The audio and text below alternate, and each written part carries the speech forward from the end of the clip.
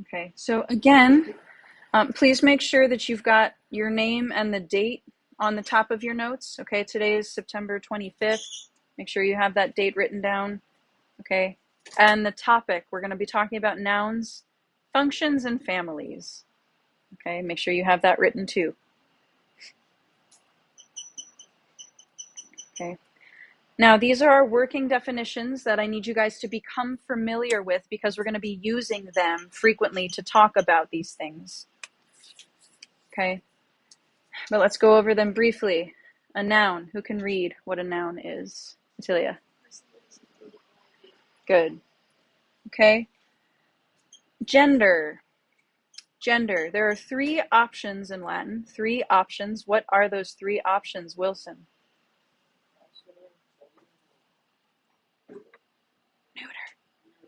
Neuter. Also, where are your notes? Oh, he's copying. Okay. Okay. NB. By the way, what does NB stand for? Mr. Yee's kids, do you remember NB? Note well. Yeah, nota bene. Note well. Good. Okay, so note well. A noun's gender will never, ever, ever change. It'll always stay the same. Okay, forever until the end of time. That's just the way the language was made. Okay. Now, when I say number, what are my 2 options?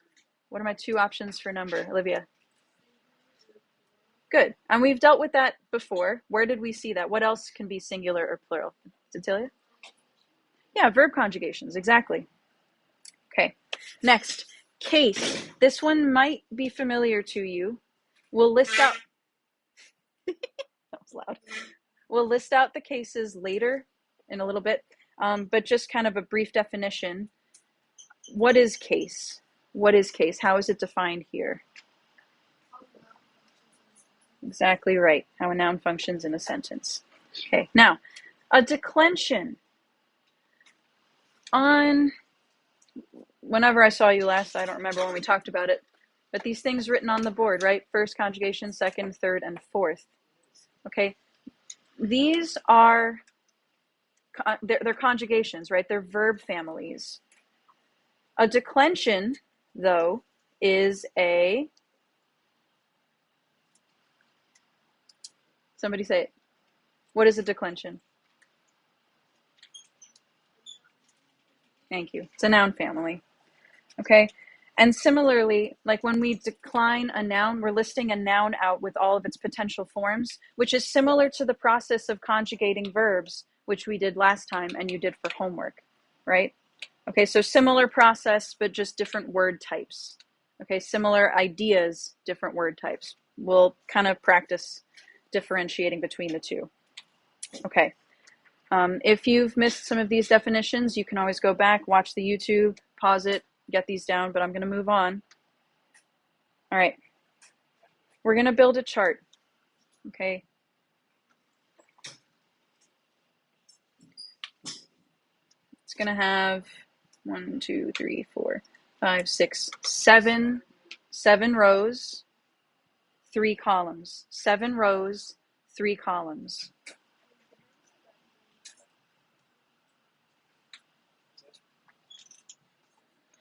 Okay. Now, we defined case earlier as how a word functions in a sentence. But what are the 5, 6 cases? What are the cases? They're over there, actually. Cecilia? Yep.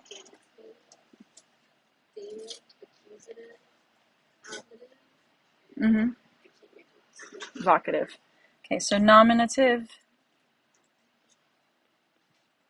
genitive, dative, accusative, ablative, and the vocative. Okay, technically there's a 7th, it's the locative, but we're not going to talk about that because it doesn't occur terribly often.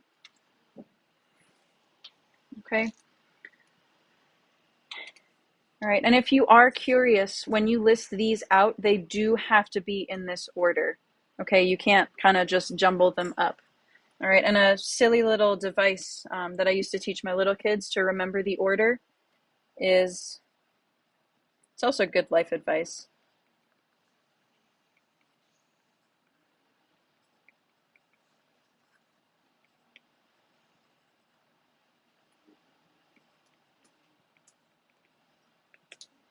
Okay, never give dogs actual abuse, Veronica. I don't know who Veronica is, but we have to remind her. Okay, so that's how you can remember the order in which the cases go.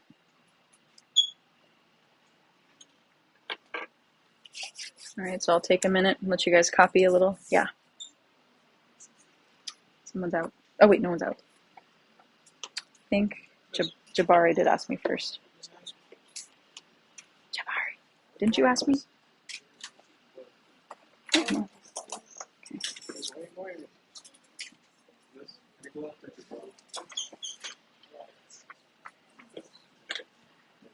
Okay. All right. Now, we defined case as function. Okay, case is function. Okay, so let's just talk about how these cases perform. Like, what is the purpose of them? All right, so if you see a noun in the nominative case, the function, does anyone remember?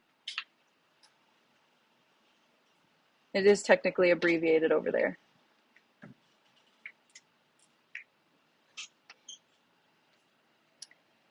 It's the subject.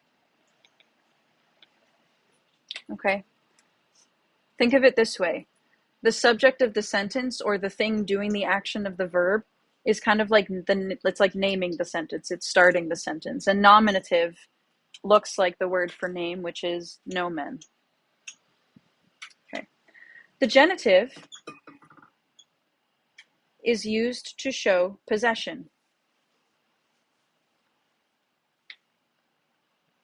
Okay, not like the Labubus, but possession as in, it's like the book of me, or the pencils of you, or, you know, your mom's handbag, that kind of thing. Okay.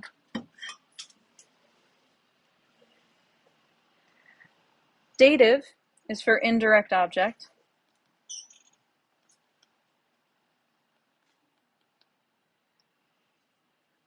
Accusative has two functions. It is either the direct object or the object of the preposition.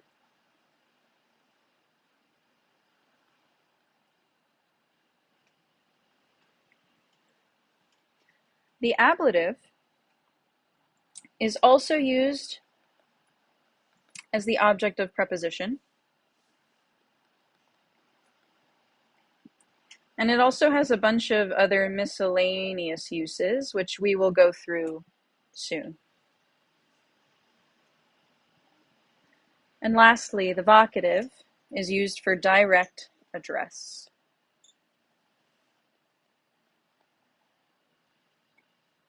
Okay. We'll talk again about like what each of these are, but I want to put these up here just so that you guys kind of get into the habit of remembering like what these cases do and what they are. Okay, if you don't know what all of these are right now, that's okay. We're going to talk about them and start using them so you become more familiar. All right, now there's a third column, keywords.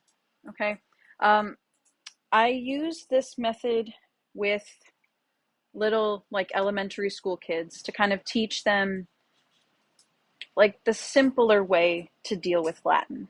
Okay, because Latin is hard. But if you stick to kind of like the quick and easy rules that I give you, it's not exactly a shortcut. It's just kind of like hedging your bets a little bit more wisely. Okay, the subject does not have a keyword, but the genitive does. So anytime you see a word in the genitive case, you're going to translate it with of. That's the keyword for the genitive, of. And most of the time, if you translate the genitive with of, you'll be correct. Okay? Thanks. Okay. The dative, indirect object, has two keywords. 2 or 4. Okay, 2 or 4. So anytime you see a word in the dative case, translate it with the word 2 or 4, see which one makes more sense. And most of the time, you'll be right. There's no keyword for the accusative case, but the ablative is where keywords are actually going to become very, very, very important. Okay, I know there's not a lot of space here. Can I zoom in on the ablative? Jeez, don't be so sassy. Gosh. Okay. These are the keywords. There's 5. By, with, in, on, and from. Okay, by, with, in, on, from. So when I talk about the ablative case, I might ask you something like, what do we use to translate the ablative case, everybody? And your response is going to be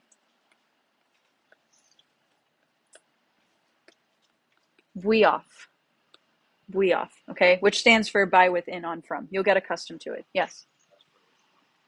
Say again? Okay. Okay. And there is no keyword for the vocative. All right, but you've got quite a lot to work with here already. Okay, so this is your chart in full. All right, you'll see this chart again. You will.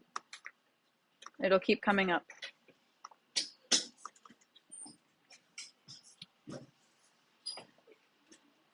Now, do you guys remember that activity that we did when I had you go through the dictionary and look up words? Do you remember? That was like a while ago. Okay. Let me explain to you now the dictionary form of nouns so you can kind of use that information today and tomorrow. But, you know, they don't just give you the dictionary form for no reason. There is a reason, okay? It's to help you form certain things. It gives you information. All right, so I'm going to scroll forward. Okay, so write it this way. The dictionary form. We're going to talk about the word aqua, aquae, water. Aqua, aquae, water. Okay, make sure you leave a little bit of space because you're going to label what each of these parts means or what they are.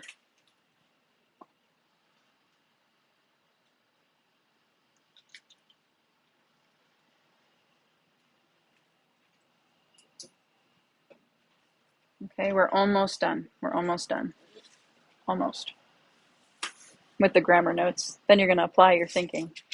So we'll see how well you listened.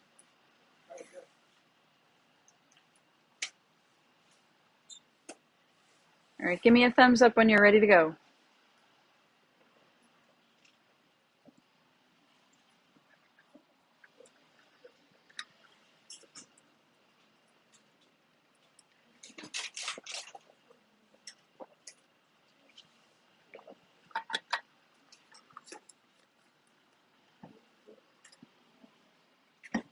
Okay, let's move. All right, so we talked about case. You guys, well, we've listed out what the 5 cases are: nominative, genitive, dative, accusative, ablative. We'll just deal with those for now. When they give you the dictionary form like this is how all nouns will look. They give you first, let's do it in blue. They give you the nominative singular. Okay, that's the first form that they give you. Label it. Label it in your notes, please. Okay, and then that dash AE, that is an ending. That's not the second word. Okay, we'll talk about what that means in a second, but this is the genitive singular ending.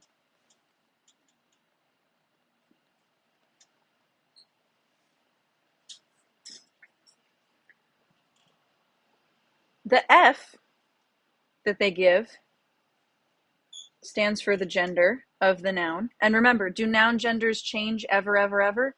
No, they do not. So aqua will always be feminine no matter what.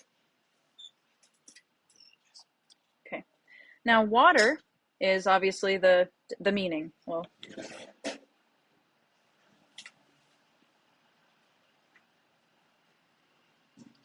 okay. All right, so make sure you have all of these labeled. Now, why is this important? Okay, if you were here for my lesson demo in June, I know that was asking, like, that was a long, long, long time ago. I talked about this a little bit, but think of it this way. Okay, Caesar, how do I know which family you belong to? Your first name or your last name? Your last name. Now, do you have any siblings? Okay, how do I tell you apart from your siblings? Your first name or your last name? Your first name. Good. Okay, nouns are very much the same way. You can tell what family a noun belongs to by looking at its last name, i.e. the genitive singular. Okay, so I'm about to hit you with another chart. Okay, the declension cheat chart. Say that 5 times fast. What? Oh, it's so hard. Somebody should do something about that. Okay, so similarly to verbs, right? Verbs have conjugations, and you look at the second principal part to determine which verb family verbs belong to. Nouns kind of act in the same way. You look at the second item given in the dictionary form to tell you which family it belongs to. And similarly to gender, a noun will never change its declension, ever. Okay, it stays in one and that's it. All right, so if it's a first declension, like aqua, the last name is going to end in AE. For words like equus, equi, okay, second declension, that last name ends in an I with a long mark. Okay, that's not a T, that's a macron. Third declension, the last name is going to end in IS. Fourth declension, the second word is going to end in US. And lastly, in fifth declension, the second word is going to end in EI. It's Old MacDonald's favorite declension. Get it? No? You guys know Old MacDonald? Had a farm, E-I-E-I-O? Yeah, okay, whatever.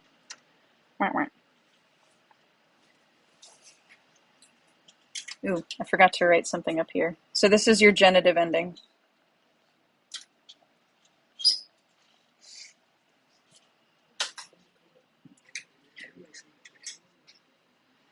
Okay, so let's look at how we use this. Some examples. All right, just a couple. If you were to look up the word for woman in the dictionary, you'd get femina, feminae, feminine.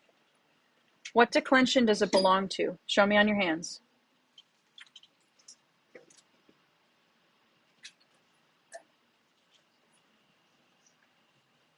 There's not a 6th or a 7th declension. Nice try. That was cute.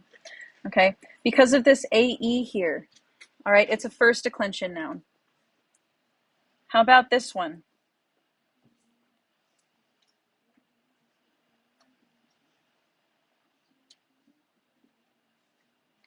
Passer, passeris. What is it? Passer, passeris. What is the what? After, before the point? After, before the point? Passeris. M? Masculine? That's what it stands for. Okay, so, yep, I'm seeing third. Good. It's a third declension.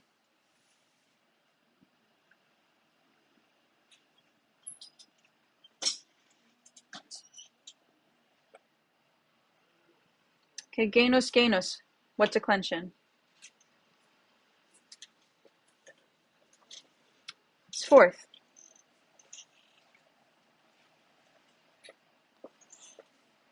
Res rei. Res rei. Good. Okay. So this is simple enough, right? You now know the dictionary form, you understand what each part is in theory, and you understand why that's crucial information. Tomorrow when we meet, we're going to be talking about how we use this information moving forward. Okay, but for now, I'm going to set you guys onto your task for the rest of the period. I would like for you guys in your groups, everyone's going to need a dictionary from the back, one of those orange books. And what you as a group need to find and write down on one sheet of paper is the following. You don't have to write this. You don't have to write this. Just this is the directions. Okay? Grab one dictionary. On one sheet of paper, write all of your names in your group. Then I need you all to skim through the dictionary and find 2 first declension nouns, 2 second declension nouns, and 2 third declension nouns. And write them out, dictionary form and everything, on that piece of paper, and you're going to submit it to me for a classwork grade. Cool?